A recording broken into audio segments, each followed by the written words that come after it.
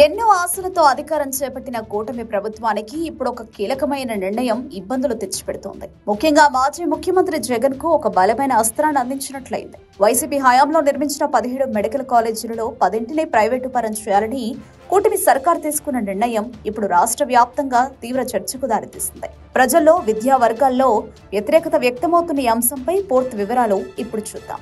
గత ఎన్నికల్లో జగన్ ను ఓడించి కూటమి ప్రభుత్వానికి పూర్తి మెజారిటీని కట్టబెట్టిన ప్రజలు చంద్రబాబు నాయుడు తప్పులు చేయరని గట్టిగా నమ్మారు. కానీ వైసీపీ ప్రభుత్వం తీసుకొచ్చిన 17 మెడికల్ కాలేజీల్లో 10ని పీపీపీ విధానంలో ప్రైవేటు వ్యక్తులకు అప్పగించాలని ప్రభుత్వం తీసుకున్న నిర్ణయం అందరినీ నిరాశపరిచింది. ముఖ్యంగా 4 కాలేజీలకు టెండర్లు కూడా విడుదల చేయడం ప్రజల ఆగ్రహానికి కారణమైంది. ప్రజల ఈ వ్యతిరేకతను రాజకీయంగా ఉపయోగించుకోవడానికి వైసీపీ అధినేత జగన్ వ్యూహాత్మకంగా అడుగులు వేస్తున్నారు. ఈ ప్రభుత్వ నిర్ణయంపై పోరాడాలని ఆయన ఇప్పటికే పార్టీ శ్రేణులకు పిలుపునిచ్చారు. ఈ రోజు రాష్ట్ర వ్యాప్తంగా వైసీపీ యువజన విద్యార్థి విభాగం ఆధ్వర్యంలో చలో వైద్య కళాశాలలో కార్యక్రమానికి జగన్ ఇచ్చిన పిలుపు ఇప్పుడు పెద్ద ఎత్తున చర్చకు దారితీసింది.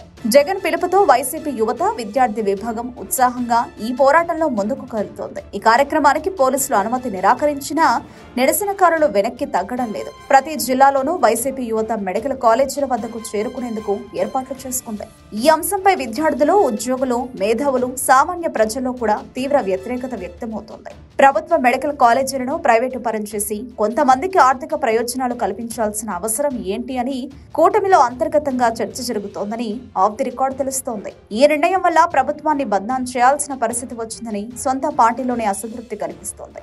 ప్రజా వ్యతిరేకతను తమకు అనుకూలంగా మార్చుకోవడానికి జగన్ వ్యూహాత్మకంగా అడుగులు వేస్తున్నారు. ఈ మెడికల్ కాలేజీల వివాదం ఇప్పుడు అధికార కూటమి, ప్రతిపక్ష వైసీపీ మధ్య ఒక కొత్త రాజకీయ పోరాటానికి నాంది పలికింది. ప్రభుత్వ నిర్ణయంపై ప్రజల్లో వ్యక్తమవుతున్న ఆగ్రహాన్ని వైసీపీ ఏ మేరకు రాజకీయంగా సొమ్ము చేసుకోగలుగుతుంది?